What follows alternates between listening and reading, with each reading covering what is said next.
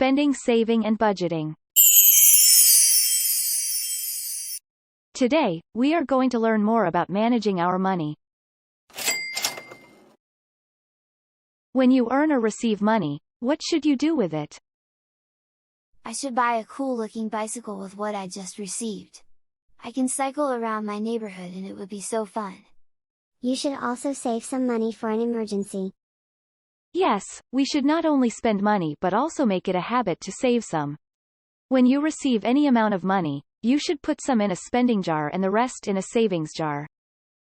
Money set aside for spending should be spent on needs such as food, water and clothing. The money saved can be used to fulfill a want such as buying a bicycle. Money saved can also be donated to the disadvantaged or be used to buy a gift for a family member during their birthday. Whatever money we received, we should spend it wisely.